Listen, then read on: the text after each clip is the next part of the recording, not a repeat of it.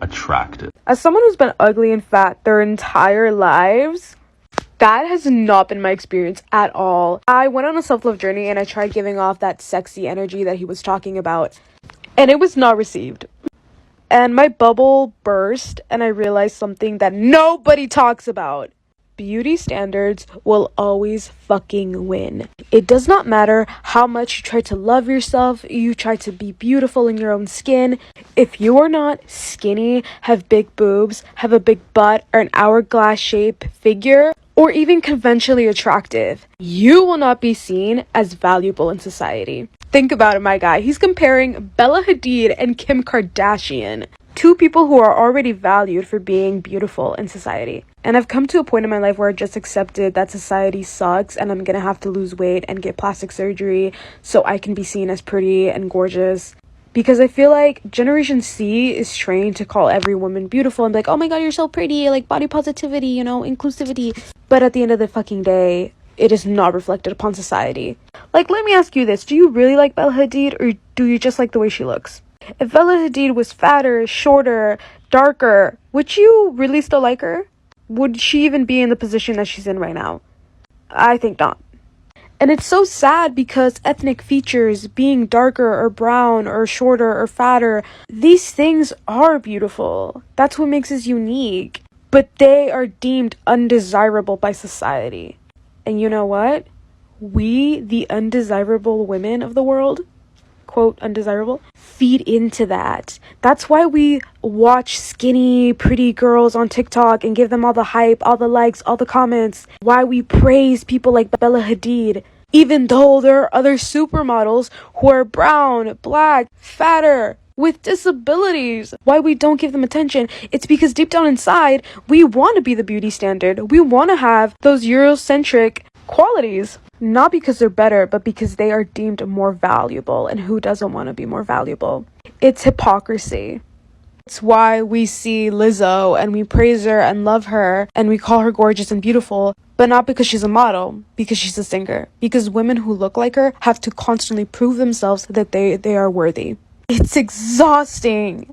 And it is frustrating to have to constantly look at yourself and be like, no, you're good the way you are. You're perfect the way you are. You don't need to lose that weight. You don't need to get that plastic surgery. But then society proves you wrong every single fucking time. And you go back to square one, wanting to lose the weight, wanting to get the plastic surgery, wanting to change your appearance so you're deemed more attractive. I really hope we can change the narrative in the future. She makes a lot of valid points. And the point that sticks out the most is that you cannot escape the beauty standards. Despite all the pandering that people do, that, don't worry about changing yourself, you're beautiful just the way you are. The reality is that people become disillusioned because of their lived experiences. You can see something online, and this is why the saying chronically online comes from. Experiences are lived vicariously, so lived throughout other people online, but when you go outside, you step out the door, you're going to have a completely different experience. And in reality, we live not online. So what actually happens to us in our physical presence is more important than what anybody online on my Twitter comments, on my TikTok comments says about, an appearance.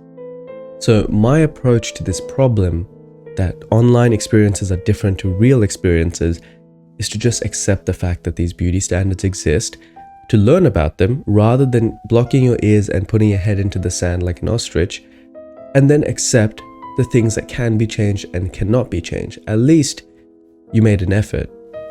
But instead, we waste our time debating the validity of beauty standards in an effort to make them change. But some standards have been around since the birthplace of humankind. Others have been more recent, with centuries of European colonialism. The truth is, these things are not going to change in our lifetime. They're not going to change in the next lifetime, but they could in a couple more generations.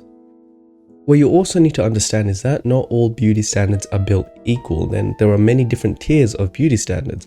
The lowest tier is what I call universal or biological beauty standards. Things like having a defined jawline, or actually more correctly, just having strong facial development, because we know that jawlines are slightly treated differently from the West versus the East, but in general, having a well-formed face is a good start. Having two eyes, having clear skin, these are biological indicators that go back as far as our earliest ancestors. Then there are cultural beauty standards, and we can say something like fat, your facial adiposity, your fat levels, could be somewhere between cultural and biological beauty standards, because in some places of the world, people do prefer women with greater body fat, some places they prefer less body fat, and there are also both ties to health with fat and also ties to culture with fat. And then there are those beauty standards that are purely cultural, purely ethnocentric. For example, Eurocentrism is probably the most well-known one. And the last point that we have to take away from her argument, the lady at the beginning, is that she makes this false equivalence again, and this is a very common habit, that to improve your looks, the first thing you have to do is just go straight to plastic surgery. She equates losing weight and plastic surgery as the only two ways you can improve your looks. There are plenty of things you can do, and there's a whole pyramid of orders you should follow, and plastic surgery is actually the very uppermost last thing you should even consider, because you can't really do plastic surgery if, for example, you're at a higher body fat. It makes it difficult to understand the underlying bone structure, or if you even need it in the first place, and in most cases people don't need it. Or for example, orthodontics. People often have malformed or misformed faces, and they don't go to an orthodontist to fix those underlying structural issues first, instead going to a plastic surgeon to try to hide and basically provide a band-aid solution to the problem. And that is again why our over-reliance on plastic surgery is so high, and most people, the average person, assumes it's the only way to get attractive. It's certainly not the only way. There are many things you should be doing before that. So when you frame the problem like that, beauty standards exist, these are the rules of the game, you can learn more about them by watching this channel or any other similar channel.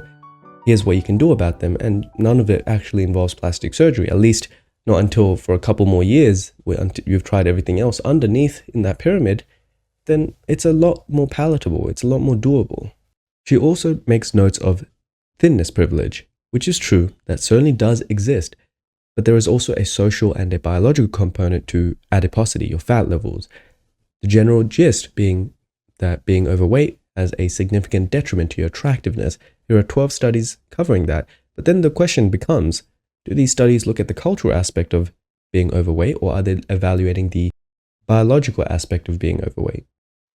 In simple speak, are we attracted to the likes of Bella Hadid because she's thin, she's socially thin, or because she's quote-unquote healthy by not being overweight? And the answer to that is actually a bit of both. As I explained in the video on how facial fat influences your looks, there is obviously that big detriment to facial fat in general, and this is unanimous across most cultures over the world, except for the exclusion of a few, and where women are basically forcefully fed to fatten them up, and that is the beauty standard. That is obviously a cultural component. In past civilizations, being higher body fat, a woman's curves were to be celebrated, and this is why I say the feature of fat, thinness, this whole topic is both cultural and biological, because it changes from time and time with cultures, but it also doesn't change because being higher body fat is higher risk. So what she is describing is simply the tax we all have to pay for living in the West in this 2022 period, and we have to go along with it. To change that is about as difficult as changing any other tax, like say the ATO or the IRS, trying to get them to change their tax policies. It's about as difficult as trying to change this beauty standard, because you have to convince a lot of people. And while it is true, just like any other tax system, that there are certain groups, minorities and majorities, that have privileges in meeting their tax thresholds, their tax goals. Like for example with beauty, people who are thinner have it easier to meet the beauty standard because it's more catered towards them.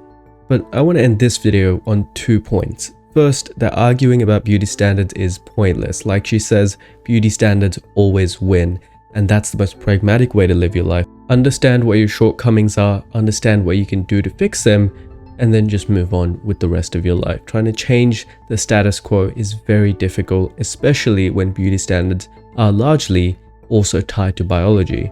The second point is that the understanding most people have of trying to improve their looks is very limited. They resort to thinking that surgery is the only way to improve your looks, when it is far from it. It's baby steps. You take small steps, small improvements, you get your life together, and before you know it, you will be making progress, rather than jumping to surgery and thinking that money equals beauty.